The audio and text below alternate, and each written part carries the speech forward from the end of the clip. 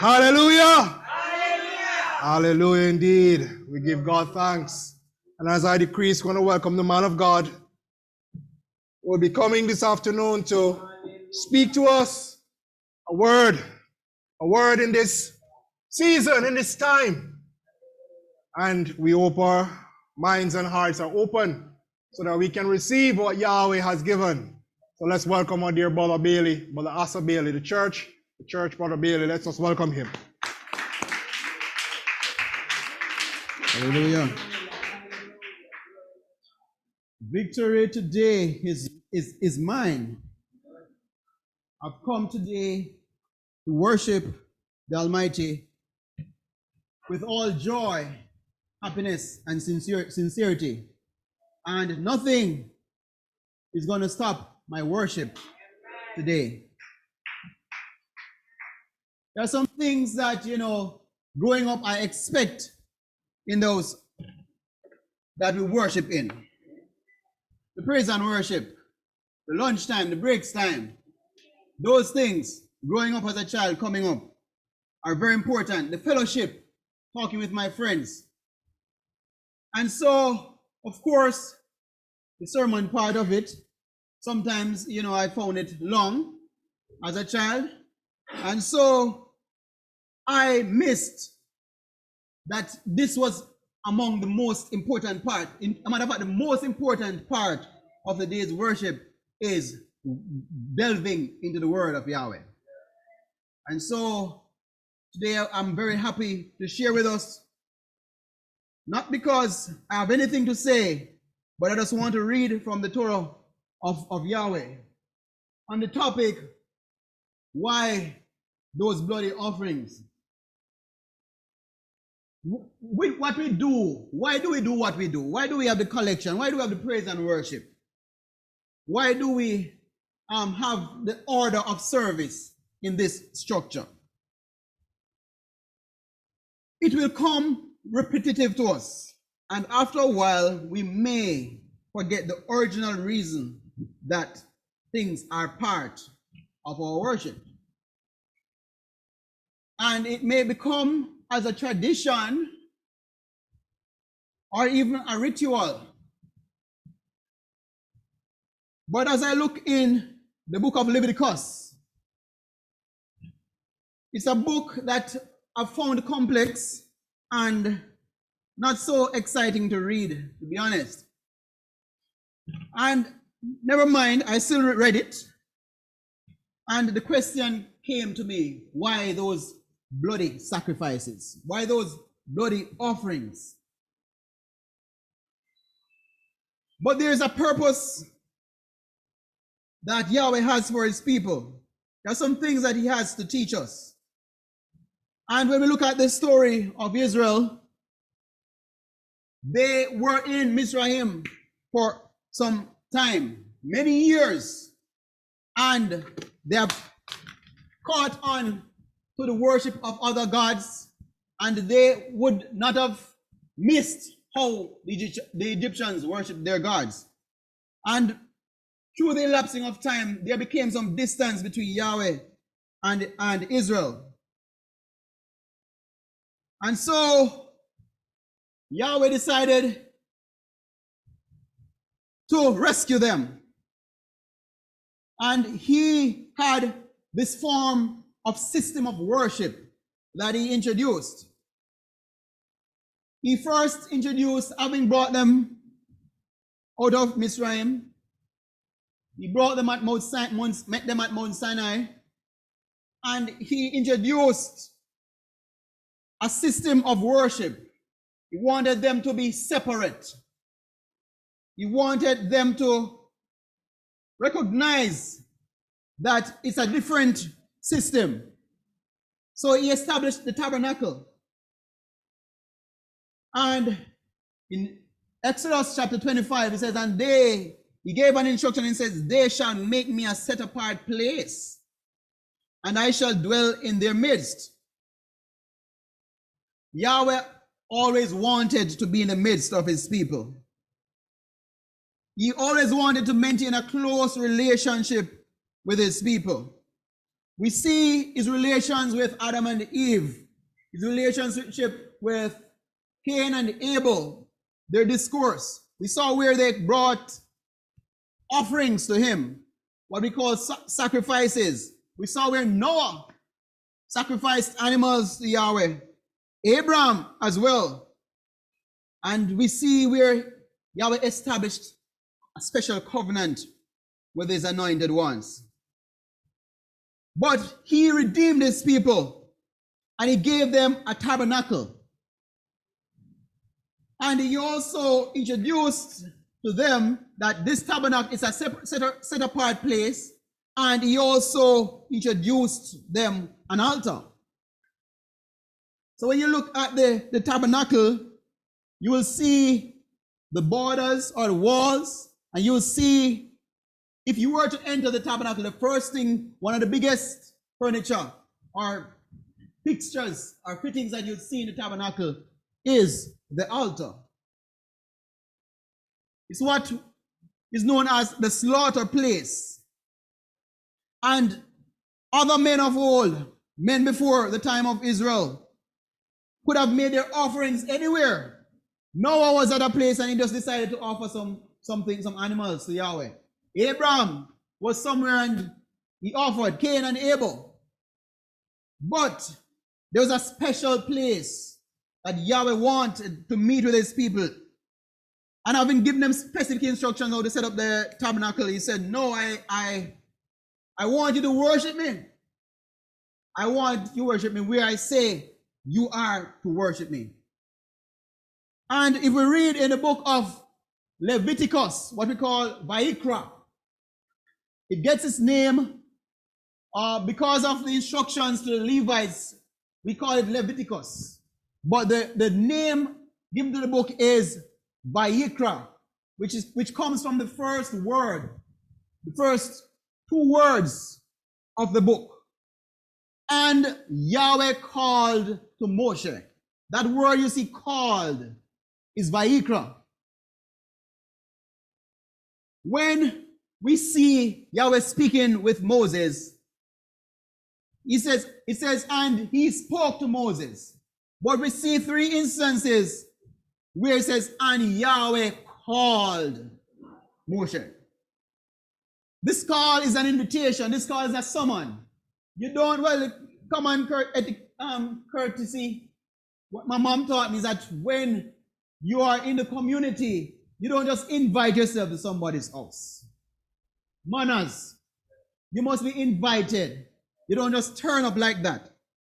So Yahweh established his tabernacle, gave them specific instructions, and he called Moshe. He gave him a commission, an appointment. Are we listening out for our call? Are we keeping our ears closely to the Torah of Yahweh? And he spoke to him from the tent of appointment or the tent of meeting, saying, speak to the children of Israel and say to them, when any one of you bring an offering to Yahweh, you bring your offering of the livestock, of the herd, or of the flock. So when you bring an offering, it does not sound like a force to me. In other instances, it says, and Yahweh commanded. But it says, when you bring an offering, we are expected to bring an offering. Are we listening out for that call? We, as the people of Yahweh, are set apart. We are a special people. We are supposed to be 100% sacred.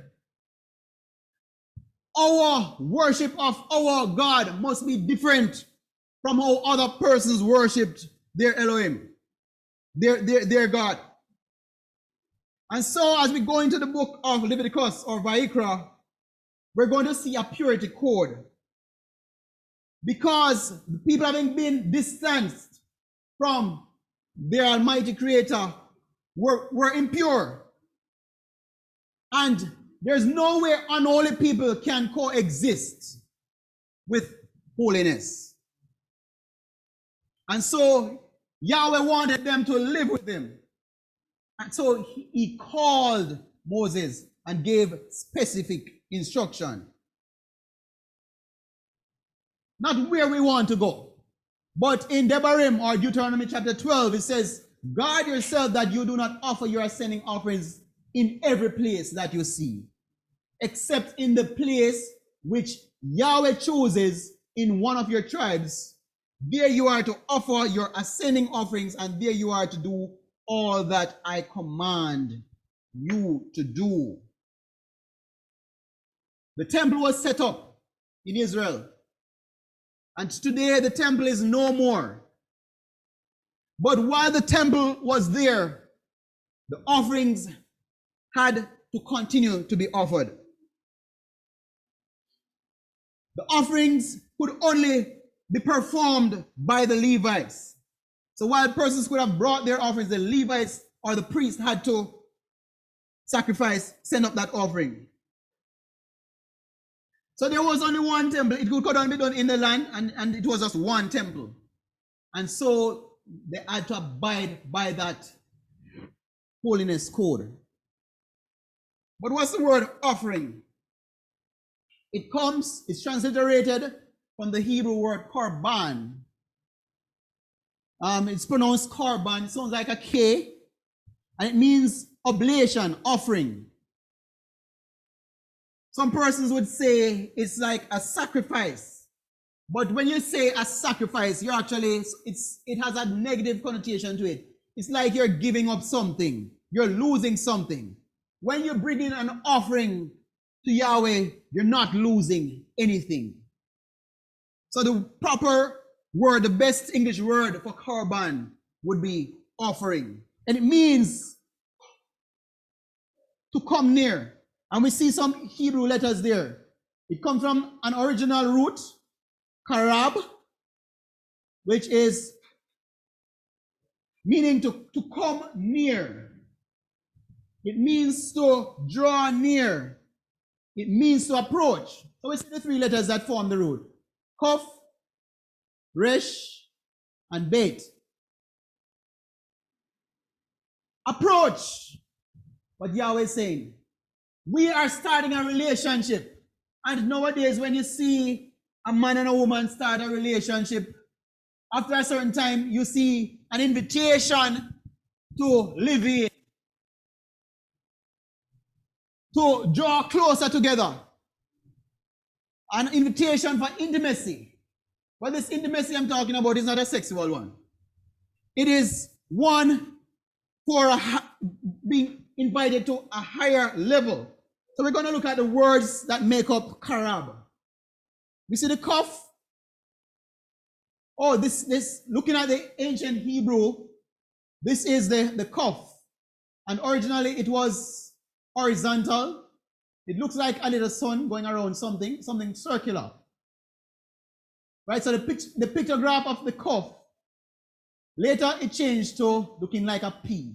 So this is the new look, modern look, for the kaf, the old look. So it was turned this side, and so it now looks like a P. Or what it says, it has a resh on it and a zayin. But the pictograph, the original pictograph of kaf, is a picture of a sun, and it gives a sense of a circle or revolution. It gives a picture of something that is continuous, going on and on without ending. The next letter in karab is the R, what we say R, but it's the resh right here. And the older pictograph for the resh is the picture of the head of a man.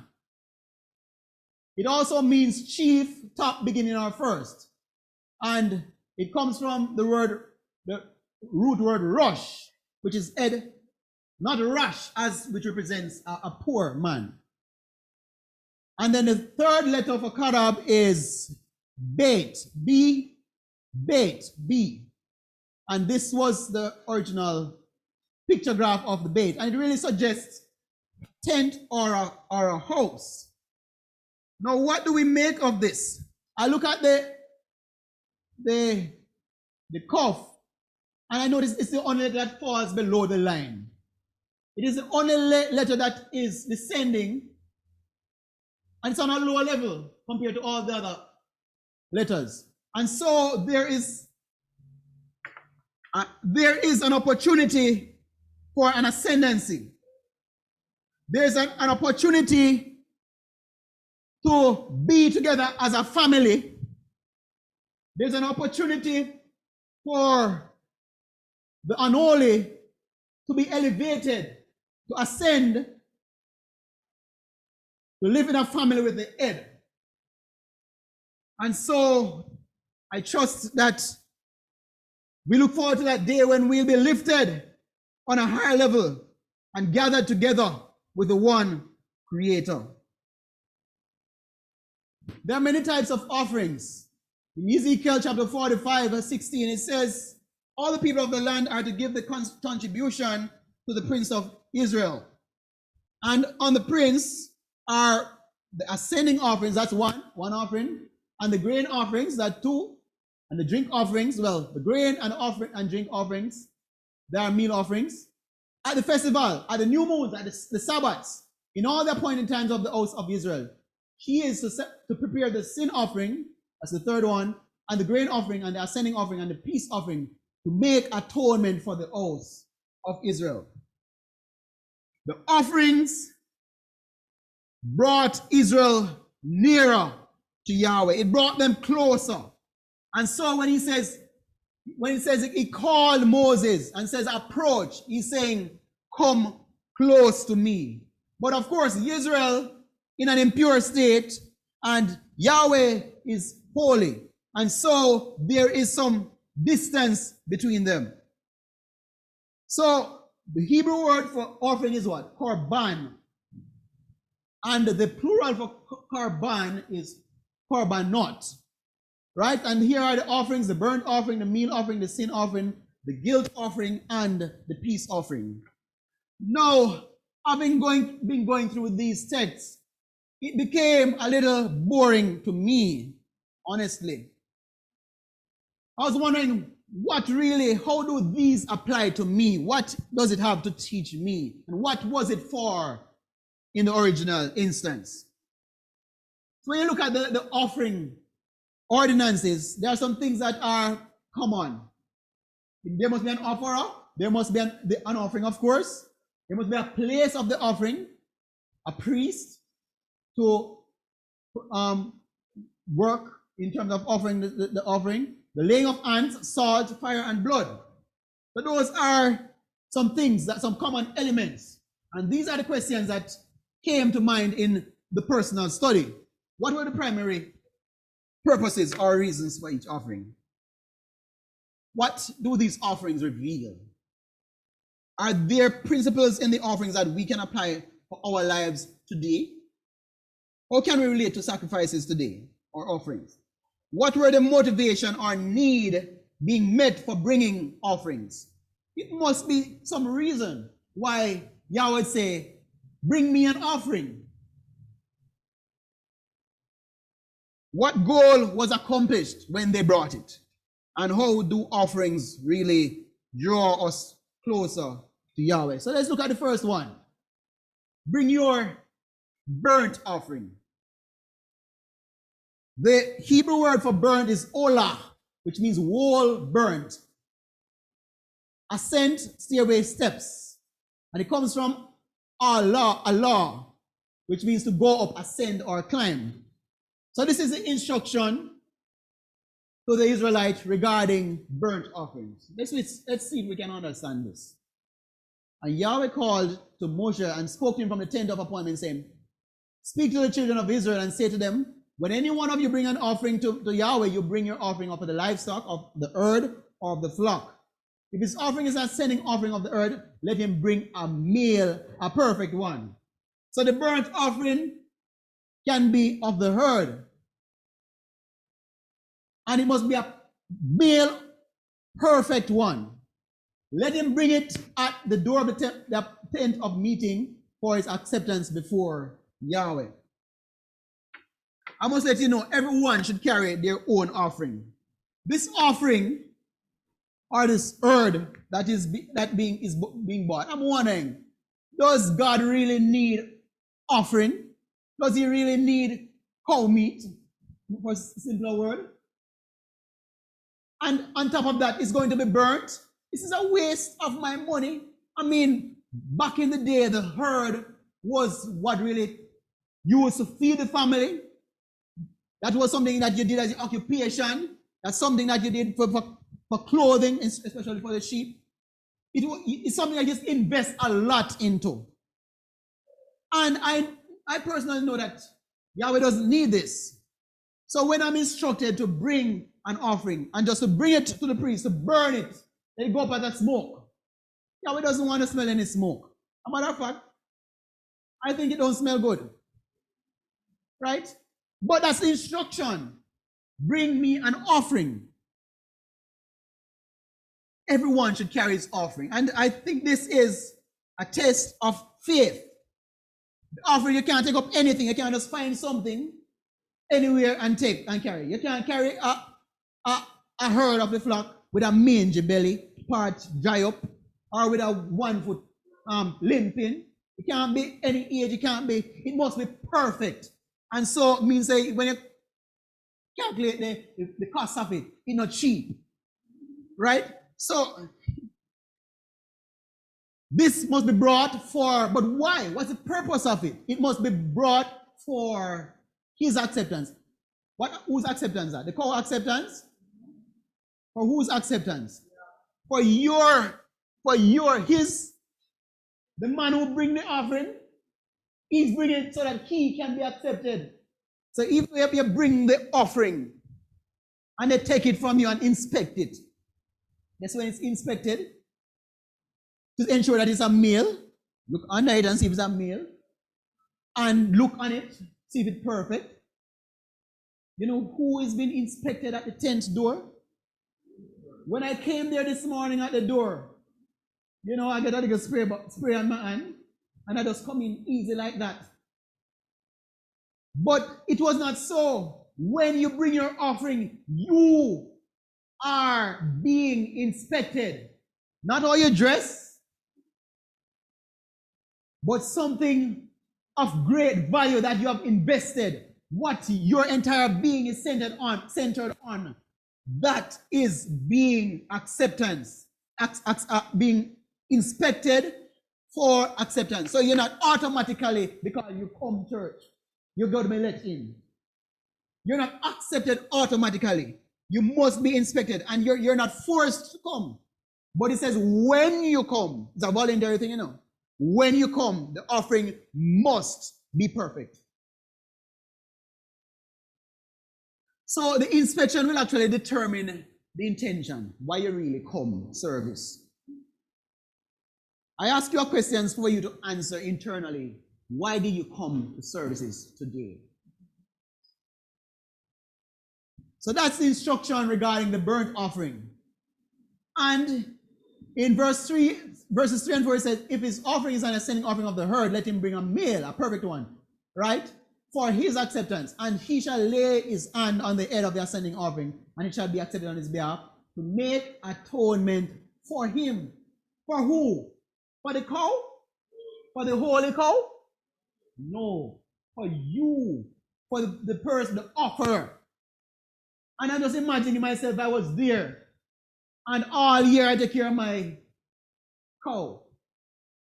And I bring in the cow. And I'm pushing the cow to go. Maybe the cow doesn't want to go. And I have to be putting energy on it, pushing it to the temple. But I know when I'm pushing that cow, I'm basically saying, I'm giving this to my Creator. I am giving my all to my Creator. I'm giving my best. No other cow back on the farm would have been as valuable as the one that I am carrying to my God. Remember now, it is for your sake. It is to satisfy your need why you are to bring the offering. So when you bring it for acceptance, this acceptance means to find favor. Right? To find favor. The offering is also for atonement. And the word atonement means kofar, which means price of a life or ransom. And it comes from another, well, an original Hebrew word meaning saying kafar, which means to cover, cleanse, purge, make an atonement. I don't know what is being cleansed. Who is being cleansed? The offerer is being cleansed. You must be ready to willingly, intentionally come in the service to offer your best service to Yahweh. Not a forced thing. Come and make your offering so that your sins may be covered, be purged, and that you may be accepted. Remember, Yahweh wants you to move in with him, I mean, it's kind of early in the relationship, but he's ready for you to move in already. But you can't come just so. And so he wants you to come willingly, voluntarily, and you must bring something that is perfect. And the sons of Aaron, the priests, shall arrange the pieces with the head and the fat on the wood which is on the fire of the slaughter place. The slaughter place is the altar. But its entrails and its legs he washes with water, and the priest shall burn all of it. You mean all of it? Nothing no leave, but everything going to go up in smooth, just like that? What you work all year, the best thing that you have, send it up as an ascending offering, going up, an offering made by fire, a sweet fragrance to Yahweh. It's a good thing I'm not asked to bring my opinions today. Because I don't know if you have smelled ram goat being roasted before. It probably rank, right? But this is a sweet fragrance to Yahweh. And his offering is from the flock. You see, not everybody is rich, not everybody is expensive. And so not everybody can afford an old cow. And so for the person who, everybody must be able to carry something and give and feel like, not feel like you left out. Can you imagine if only some of us could give and everybody must come? Or you'd feel. And so the instruction is there, and if his offering is from the flock, from the sheep, or from the goats, as an ascending offering, let him bring a male, a perfect one. So if you can't afford herd, you can afford sheep. If you can't afford sheep, you must can afford goat. But what if you can't afford none of them then? Problem that. That means that you can't be atoned for it. That means that you cannot be accepted. Verse 14, Leviticus 1, it says, and if the offering is of the offering to Yahweh is of birds, then he shall bring his offerings of turtle doves or of young pigeon. So if you're poor like a church mouse, there's something that you can bring. You can bring bird. And if you can't bring the expensive bird, which one is the expensive one? The turtle dove or the pigeon? I think it's the turtle dove. If you can't afford the turtle dove, then you can afford, it's even the pigeon. But make sure it's perfect, not spoil nothing, not limping. Not bring no insipid sacrifice, because your heart is being looked at. The heart of the giver is being inspected. Your obedience is being expected. For you to bring so it's not what you're going to bring that you think makes sense. It's what you are instructed to bring. And even if it does not make any sense to you, and it seems pointless, bring the offering. Lean on your offering and bring it. If you don't reach 1 o'clock, you reach 3 o'clock, as long as you reach with your offering. Because the sins must be atoned for. I want to worship Yahweh with all my heart. I don't want to give him no pure worship. Not just a part. I want to praise him without withholding anything at all. We must give our best. Let's not rely on our logic and our reasoning about how it might smell or how it might look.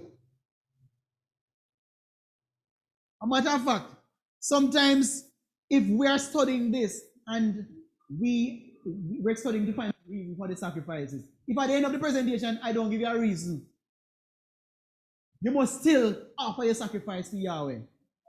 if the objective is not met. You know what's nice? When my children, I don't expect them to say to me that, Daddy, I love you. What I expect, what gives me a smell of fragrance, is when I say to them, do this, and they do it. That to me is far more important than them saying something that I want to hear. Yahweh is saying to you, it gives me satisfaction that I spoke and my will is fulfilled. And so as you are invited, I want you to be completely submitted to your Elohim, submitted to the will of Yahweh. He's saying, this is what pleased me. This is what is soothing. This is what is tranquilizing. It is what gives me rest, great pleasure, and great gratification. We could look at burnt offering some more. He says in Exodus 29, it is a continual ascending offering. You see the word continual, you remember the word, the letter that we looked at? The Kaf of the Hebrew alphabet, with the sun, the circle, the revolution. That is the sense we're getting from these standard offerings. It's a continual burnt offering for your generations at the door of the tent of appointment before Yahweh, where I shall meet with you. Hear what he wants to do with. He wants to meet with you. I want to speak with you. I want to meet with the children of Israel. And it shall be set apart by my esteem. And I shall set apart the tent of appointment and the slaughter place. And Aaron and his sons I set apart to serve as priests to me. And he repeats it. And I shall dwell in the midst of the children of Israel and shall be their Elohim. Hallelujah. And they shall know that I am Yahweh, their Elohim, the God of all gods, who brought them out of the land of Mizraim, or Egypt, to dwell in their midst. I am their Elohim. Hallelujah. He wants to be with you. And so, are you ready to move in? Or you want to study the relationship some more? So this olam offering, or ascending offering, or burnt offering, remember, it is giving what you own voluntarily. Not giving what your brother gave you or somebody else, but what you own, what you have invested in voluntarily. Free will. It must represent you, what you're giving. When I look at your offering, it must look like you. If it looks less than you, appear up your offering. You are being inspected. And what is being done to the animal should have been done to you. If you look at when Yahweh was setting up the covenant with Abraham, he promised Abraham multitude. And Abraham said, how will I know that this is real? Say, man, get some turtle, get some lamb, get some cattle. And then fire came and burnt it. And the bird to be cut. And so, if that covenant is broken off, Israel, Abraham would be cut off from Yahweh. And so, when you bring the offering, you're bringing your selfish passions and everything, surrender it over to Yahweh. And basically, if you are not living by his covenant, it's the same that happened to the offering going to happen to you. Burn up in smoke. And so it should have been done to you, but the animal is there. It can be brought by anyone to make an atonement. So man, woman, everybody can bring the offering up to a certain point, up at the gates, the tent of meeting gate, but the priest will take it from you there and then move it on, if it is accepted. So it must be offered by the priest, and must be burnt entirely, nothing left back. And it requires complete submission to Yahweh, and of course it gives him great pleasure. So the primary purpose of the offering is really to draw us near to Yahweh. Yahweh restores the relationship between his holy self and his sinful people. And this burnt offering this holy burnt offering by fire on top of the altar. It represents total surrender, giving everything, having entire commitment, and requires our complete submission to Yahweh. So we must be ready to submit. So that's offering one. We have 4 more to go. So let's look at the grain offerings. These bloody offerings, we're looking at them. But the grain offerings, I see no blood on it. I see what you're seeing right there. What is this? No, this one. What kind of oil? Olive oil, virgin, extra virgin. What is this? Well, it's marked on it. Frankincense. To be honest, I don't know what is frankincense. Is it shop itself? Okay, that's what I don't know. And yes, of course I know this one. My son knows this one very well. All right? Fine flour, not all. Fine flour. It must be the best of your foods in any case. So while nothing is eaten from the burnt offering, this can be eaten. Deuteronomy chapter 8 verse 3 says, and he humbled you and he suffered and let you suffer hunger and fed you with manna which you did not know, nor did your fathers know, to make you know that man does not live by bread alone, but by every word that comes from the mouth of Yahweh. This was quoted by Yeshua to his disciples. And so I'm encouraging us to recognize that it's not because we have provided, we have worked and bought food. It's not really of our entire provision, but it's of Yahweh's provision to you. Right? So he allows you to be hungry. And of course, we have all experienced that in our life. We have seen hard times, but we have seen where Yahweh has fed us in many instances. And we don't even understand how it happened. Sometimes you're broke. Sometimes you don't have it. And he comes through for you. And just as he has come through for you, he has come through for the children of Israel in the wilderness and gave them manna. And when they eat the manna, if they think of pizza, it tastes like pizza. If they think of chicken foot, it tastes like chicken feet. Anything you think of, when you're eating that same manna, if you think of ice cream, it was ice cream. Yahweh provides all that you need. And so it's a lesson to show that you are to rely on his word. Right? And so this should lift our faith. But let's look at the grain offering. Leviticus chapter 2, 1 to 3. And when anyone brings a grain offering to Yahweh, his offering is to be of fine flour, and shall pour oil on it and put frankincense on it. And I looked up the word frankincense. He said it's something that gives you great joy. It's something that you use in celebration. It's something that smells real nice. Right? And he shall bring it to the sons of Aaron the priest, and he shall take from it his hand filled with fine flour and oil with all the frankincense. And the priest shall burn it as a remembrance portion on the Sabbath place, an offering made by fire, a sweet fragrance to Yahweh. So he dips his hand in the heap of flour and pass it in the fire. And that's your offering. And the rest of the grain offering, so what happened to the rest? After him throwing the handful. The rest of the grain offering is for Aaron and his sons, most set apart of the offerings to Yahweh by fire. So we'll see that the offerings can be divided in terms of ones that are what can be one that can be eaten, one that cannot be eaten. Right? So this one, the priests get a part of it to eat. But what about the people? The people don't get anything out of it. The thing is this, the priest gets it and it can be shared. So Yahweh provides for his people. And specific instruction is given. No grain offering which you bring to Yahweh is made with leaven. For you do not burn any leaven or any honey in an offering to Yahweh made by fire. As far as I know, honey is sweet. But Yahweh does not want any honey in his grain offering. He doesn't want any honey in his meal offering.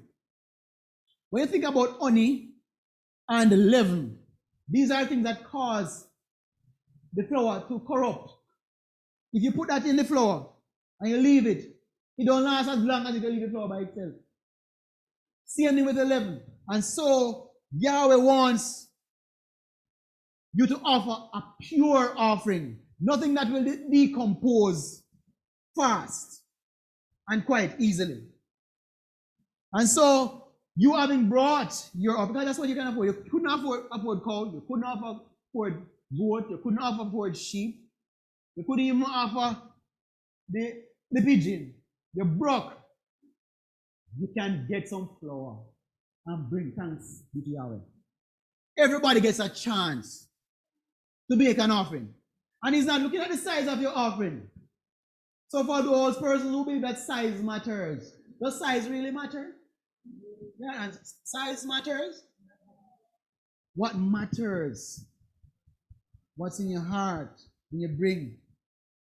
And I think to myself, when I go to look for my mom, before I leave the house, I always say, what can I bring to St. Mary for her? Always. What can I make a quick glance? What can I bring? What good thing can I bring for her? And so when we're coming into the house of Yahweh, what do you bring? It must be on your heart, forefront of your mind. What can I bring that will be pleasing to my King? So we get the instructions, and this is the Torah of the grain offering. So when you see, for every offering you will see, and this is the Torah. In other words, this is how the priest must treat it. The sons of Aaron shall bring it near before Yahweh in front of the slaughter place, and shall take from it with his hand from the fine flour of the grain, and from its oil, and all the frankincense which is on the grain offering, and shall burn it on the slaughter place for a sweet fragrance, as its remembrance for Yahweh. Every minute you read, you're going to see the same thing over and over. It's going to get boring. For a sweet fragrance, as its remembrance for Yahweh. It just keep on mentioning, and we really need to figure out what this really means. But then Aaron and his sons eat the rest of it. It's eaten with unleavened bread in the set apart place. They eat it in the country, in courtyard of the tent of appointment. It is not baked with leaven. I've given it to them as their portion of my offering and made by fire. It is most set apart, like the sin offering and the guilt offering which will cover. All the males among the children of Israel, of Aaron, eat it. A law forever in your generations concerning the offerings made by fire to Yahweh. All that touches them is to be set apart. So wrapping up the minka or grain offering, it had to be pure. You don't remember anything else about it? It must be pure. A portion of it was burned, and the priest used the rest of it for food. I wish I was the priest, because at least I'd get guaranteed my portion. But the burn there just reminds us that we are to we are called to be set apart. And we can't come in our unholy state and our sinful state. And that this priest use it for food just reminds me that we must be grateful for Yahweh's provisions and let it be sincerely expressed in our worship. So we have, next offering is peace offering. When I look at those pictures, I don't see anybody bad. I don't see anybody look peaceful. Anybody look peaceful there, son?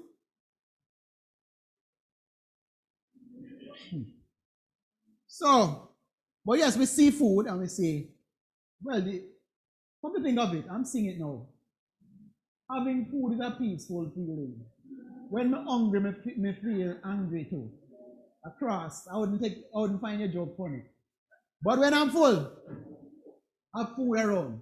So the word for peace offering, it says, and Leviticus 19:15 says, and when you slaughter a slaughtering of peace offerings to Yahweh, start it for your acceptance. You know that already. We heard it already, and we're going to hear it again. It is always for your acceptance, for your benefit.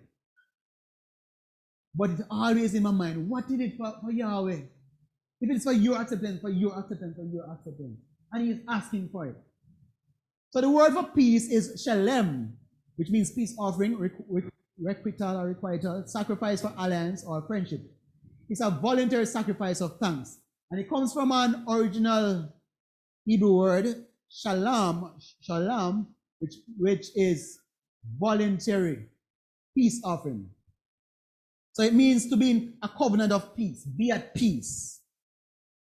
And when you're at peace, you feel safe, right? You feel good in your mind, and you feel good in your body, and you feel complete. Look at the instruction for the ordinary man. And if that which he presents as slaughter of peace offerings He's to bring it of the herd, whether male or female. Well, that is good, because for the idea of every time you find a herd, you have to look, lift up the foot and look to see if it's male or female. Well, this one you don't have to look. This one is male or female. Any word that is perfect, you can bring it. I must say that this is trying to find a yearling. It's one of the hardest things to find. Been looking around. Anybody know where anybody have any selling? A 1 year goat. A 1 year, perfect 1 year meal. I'd like to eat it. Right? So, and he shall lay his hand on the head of his offering and slay it at the door of the tent of appointment. And the sons of Aaron the priest shall sprinkle the blood on the slaughter place all around. So, the place is going to plaster around with blood. And from the slaughtering of the peace offering, you shall bring a fire offering to Yahweh. And I want you to follow this good. This is what Yahweh wants. This is what Yahweh likes for you to offer him of the perfect offering herd. The fat that covers this part in life, the fat part that covers the entrails. What is the entrail? I don't know what is that. And all the fat that is on the entrails. And the 2 kidneys. And anybody here like kidneys? And the fat that is on them by the loins and the appendage, that the part 2, on the liver, which he removes with the kidneys. And the sons of Aaron shall burn it on the slaughter place as an ascending, upon the ascending offering, which is on the wood, which is on the fire, as an offering made by fire, a sweet fragrance to Yahweh. Looking at it, these are the part that I don't really like this part. This is the refuses. This to me, if I'm cutting up a chicken, I see fat on it and some things on it, I throw it away. This is what Yahweh asks for. I think you don't want the bread. No, well, yes. The nice parts, right? But the kidneys and the liver, I'm not so fond of it. But this is what Yahweh is interested in. So let's focus on that, what he is interested in. For the peace offering, you cannot give a bird. It must be burned. It must be a male or female lamb. But what these organs really represent. You see these organs, these are internal organs. You see peace? One of the hardest things to find. Peace. Great peace of those who follow Yahweh's Torah. The inside part is what Yahweh is interested in. So the makeup out here and the lip gloss, that doesn't interest him. What you show on the outside doesn't interest him. He's interested in the internal, what's going on inside your head. Right? Inside. So he's interested in blood, the fat, the kidney, and the liver. So the internal organs, the fat, and the blood. Now, the blood suggests life, and what is going on? What is at the forefront of your mind? What are you thinking about? What are your passions? What are your pleasures?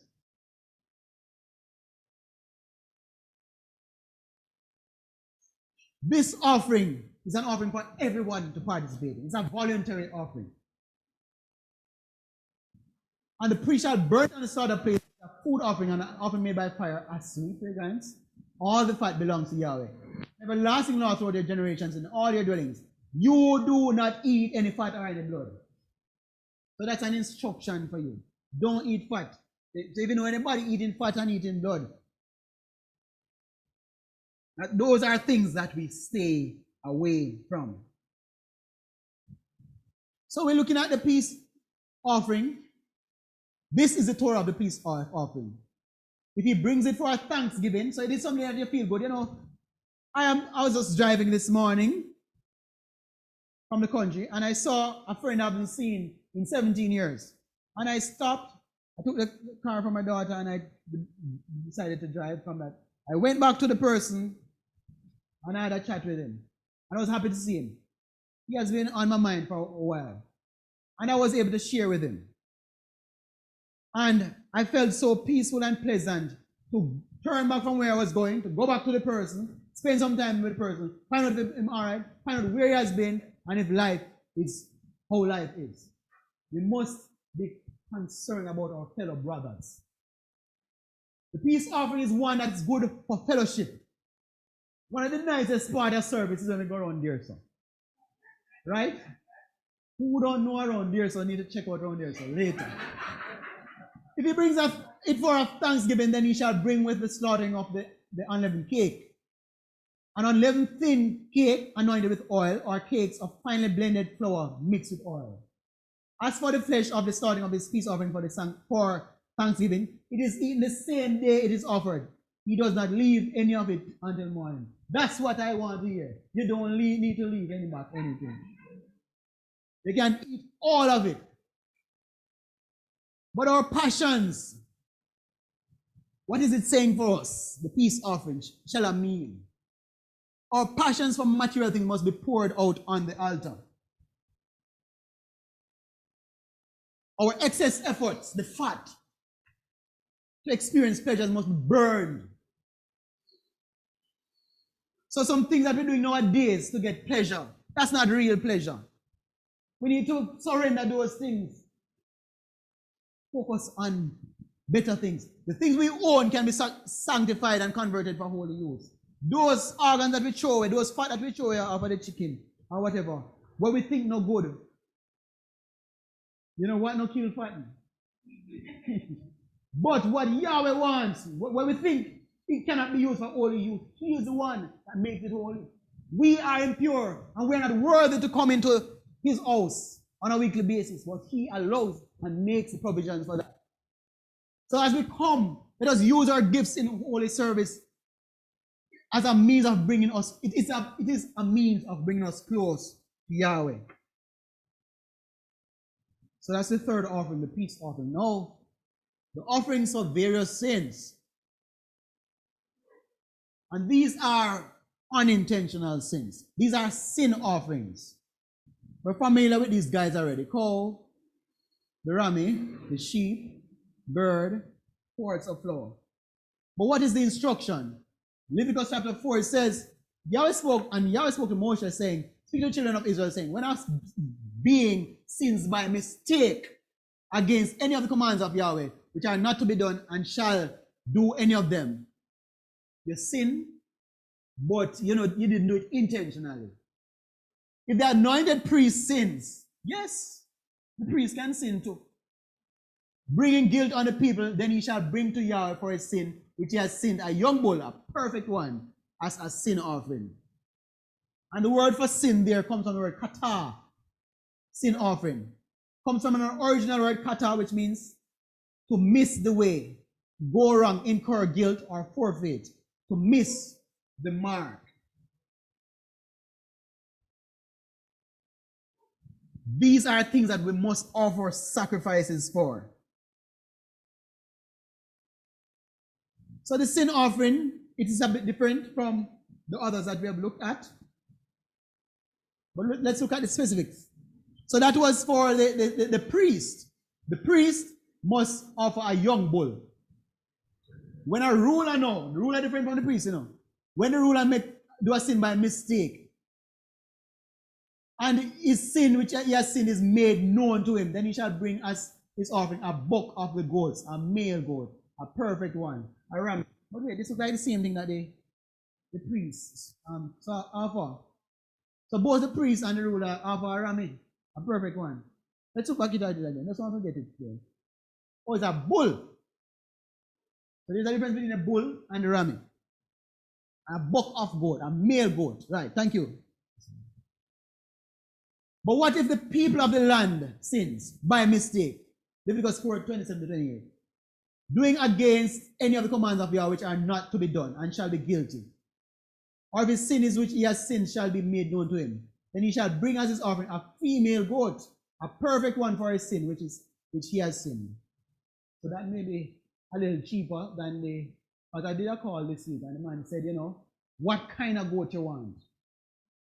A male or a female? Because he's ready to price me, And so it's a little cheaper for it when I check about the per pound thing. Right? A little cheaper.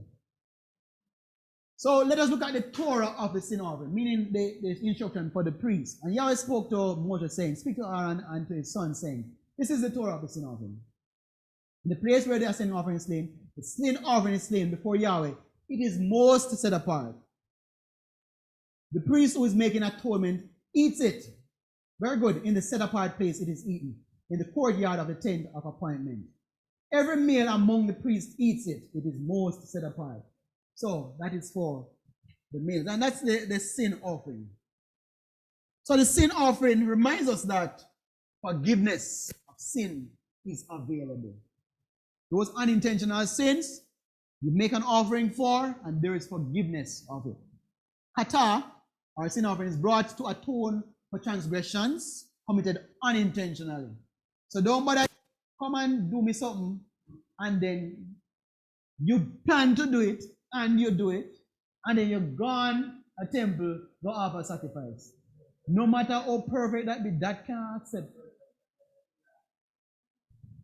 So, we thanks be to Yahweh, there are provisions for us. So offerings are very important. I hear the story of the man who was married and the priest hasn't seen him in a while. I said, Mr. Black, how are you? How is your marriage? Man said, yes, man, my marriage is doing very well. A matter of fact, my wife is treating me like God. Every day she gives me burnt offering. So the food burn up, but at least I'm getting food all the time. Food is coming in. What a grateful man, eh? And so you must recognize though that the offering, the sincere, real, invaluable offering, it goes to the Almighty Yahweh. Who's this guy here? That's another Rami. And when we look at the instructions for the trespass or guilt offering, this is the fifth and final one. And Yahweh spoke to Moses saying, when a being commits a trespass and has sinned by mistake, again, against the set apart matters of Yahweh, then he shall bring to Yahweh as his guilt offering a ram, a perfect one. The Hebrew word for guilt there is asham, right? And he shall make good for the sin that he has done against that which is set apart, and shall add 1/5 to it and give it to the priest. So we almost thought that he got away with it by offering something. But you cannot even offer the offering until you give back the people them things. You cannot take the people things and then go give an offering for it. So the instruction is here. You have to give back 1/5 to it. So if you take away my $20 and I never know, and you recognize it, you have to give me back $24. You have to give me back $4 on it. 1/5. Right? And when any being sins and has done what is not to be done against any of the commandments of Yahweh, though he knew it not, yet he shall be guilty and shall bear his wickedness. He shall bear his wickedness. So, you won't get away. So you steal something, you must compensate. You must restore to the person what you have taken from him or her. And for this guilt offering, only a ram goat can be given. You must be ready to make the situation right. A trespass or guilt offering is to make things right. Address the situation. Do the thing that you should have done. And give back extra on it too. So, where's the Torah of this guilt offering now? I always spoke to Moses saying, when any being sins and committed a trespass sin, has lied to his neighbor about a deposit or about a pledge or a robbery, or shall extort from his neighbor, he must return what he took by robbery. That's the part I want to get. He must return. He shall repay its total value at 1/5. So it is repeated. Then he brings his guilt offering to Yahweh, a ram, a perfect one, from the flock, with your valuation as a guilt offering to the priest. And the priest shall make atonement for him before Yahweh, and he shall be forgiven for whatever he did that made him guilty. So for the guilt offering, oh, there we see it. The guilt means guilt in the asham, and it's for trespass offering. All right? It teaches us to restore those we have wronged before we can bring an offering. Payment must be made for the damage of sin. And here we have added, sorry about the quality, but we added a summary of the offerings that we had gone through, the types, what it represents, the burnt, the grain, the peace offering, the sin offering, the guilt. And I trust as we read Leviticus again, of Vayikra, then we'll see, we have a better understanding of why these things were. The burnt offering pictures the death of the anointed one. The grain offering reminds us to make perfect offerings, pure offerings. It encourages us that in our response that we must seek holiness and being set apart. The peace offering that everybody can eat as the grain offering, it's to not just to make peace with your God, but also for fellowship with your brother. The sin offering and the guilt offering, they are a bit similar. And it reminds us that our sins can be forgiven and we have access to salvation. It's a little, it's very encouraging to me that everybody can give. No one is excluded. If it's even poor, as Leviticus 14 says, if he's a poor and unable to afford it, then he shall have 1 male lamb as guilt offering to be waived.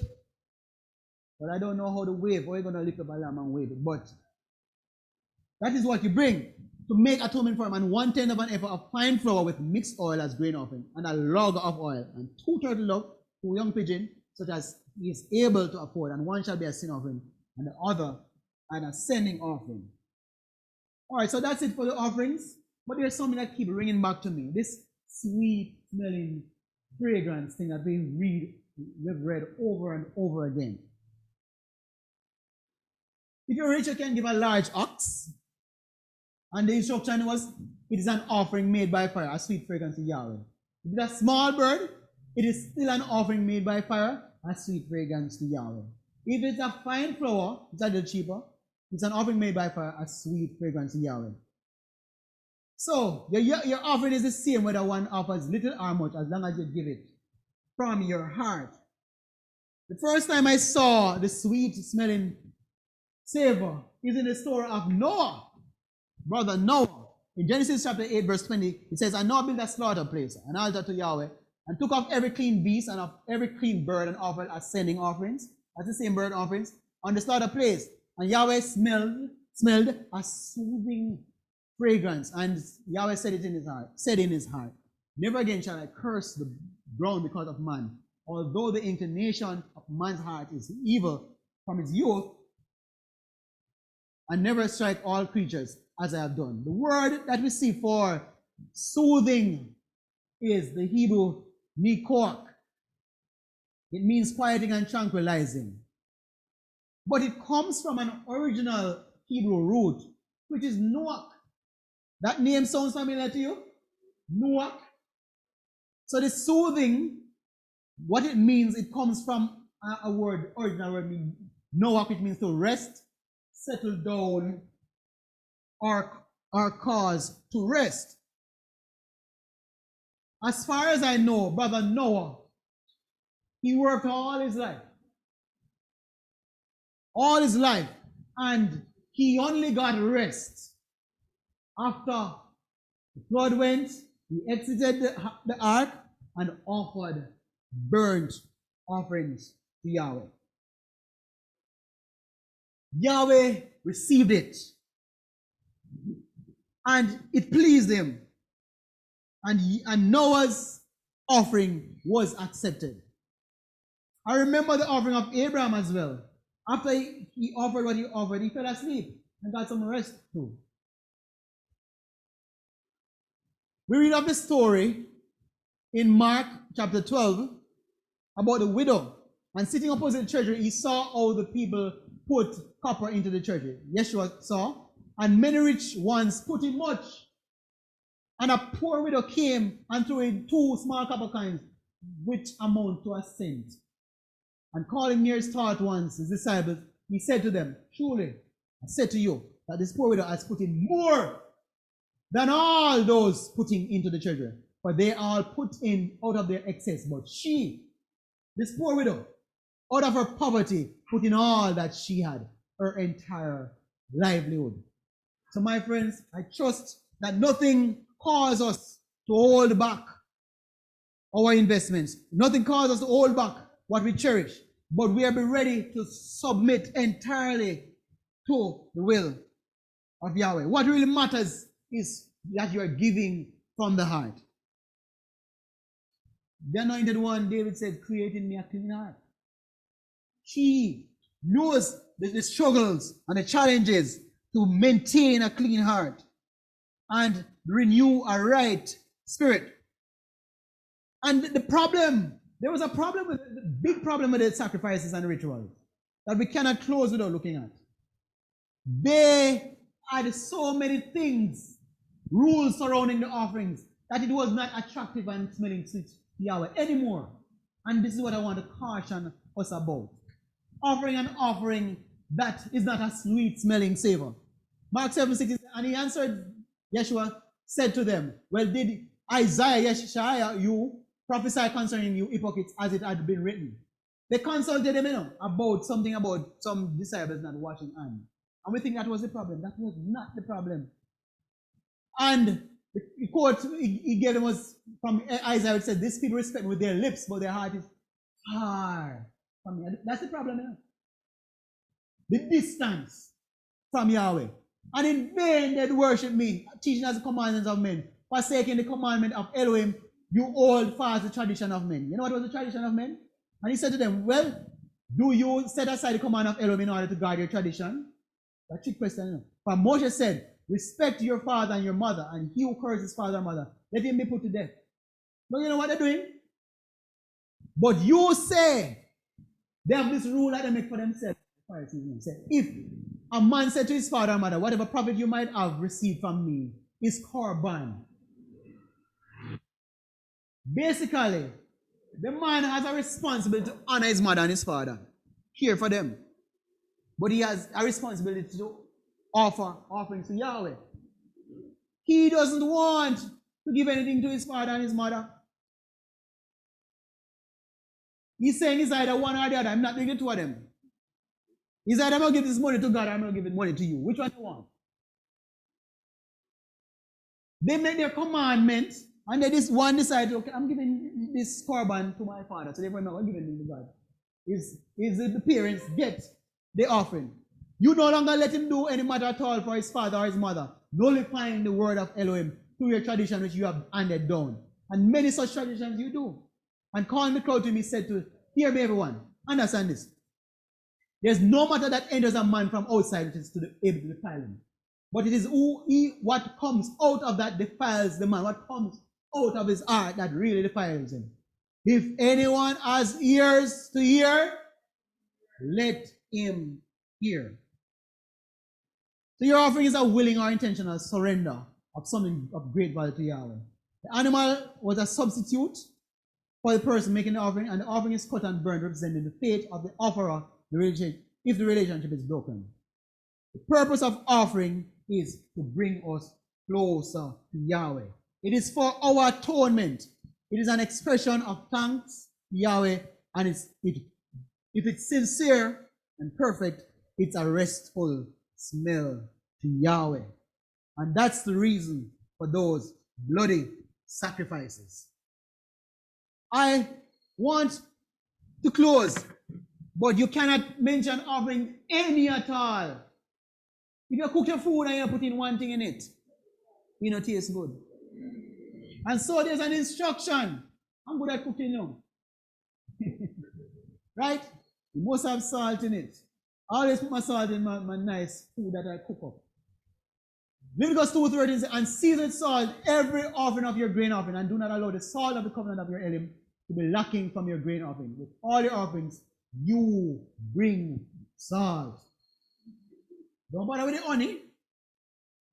Don't bother with the leaven, but make sure it's enough salt tonight. Salt it.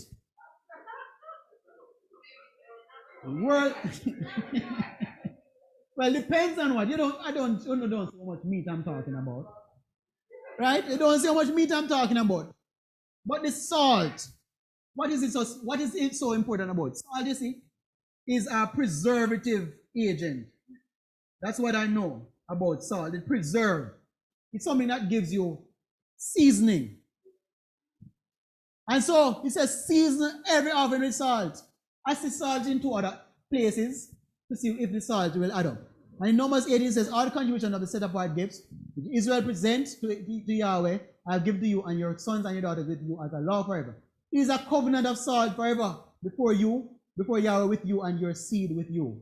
So the covenant of salt, I mean that what this covenant is a covenant that lasts forever, preserved forever. And I look forward to the day. Oh, and it's mentioned also in 2 Chronicles. You do not know that Yahweh Elohim of Israel has given the reign over Israel to David forever, to him and his covenant and his sons, by a covenant of salt. So the Levites, we know, they are the ones that brought, that are the witnesses. They are the ones that offer the sacrifices. And Jeremiah reminds us that the Levitical priest will never fail to have a man always before me to offer burnt offerings, and to make sacrifice to Yahweh. So, sacrifices will be offered in the new temple. So we're not through with sacrifices yet.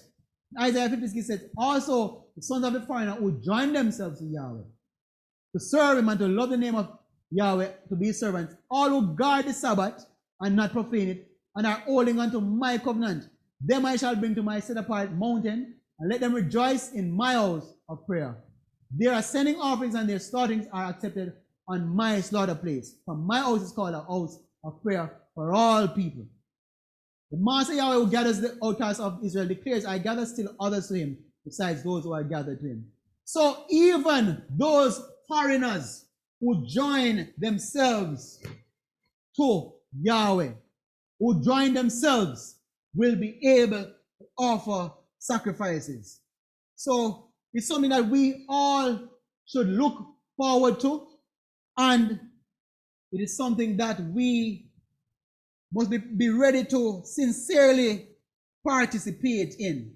These sacrifices, they have a lot in meaning, and I want us to ensure that we do not miss the exact intent and purpose of these offerings that will be offered in the future. So ladies and gentlemen, I'm encouraging us that whatever you do for Yahweh, don't make it half-hearted. Don't offer something that is puny. Don't offer something that you're not sincerely wanting to offer. But offer the best. Come into his house. The song says, I will enter his gates with thanksgiving in my heart. Psalm 1 said, raise a shout for Yahweh, others, serve Yahweh with gladness. Come before his presence with singing. When you come in the offering, come with happiness, come with joy, come with seasoning, come with a worship that has taste. Know that Yahweh, he is Elohim. He has made us and we are his people and the sheep of his pasture. So now we can enter into his gates with thanksgiving and into his courts with praise. Give thanks to him and bless his name, for Yahweh is good. His loving commitment is everlasting and his truth endures for all generations. Hallelujah. God bless you all.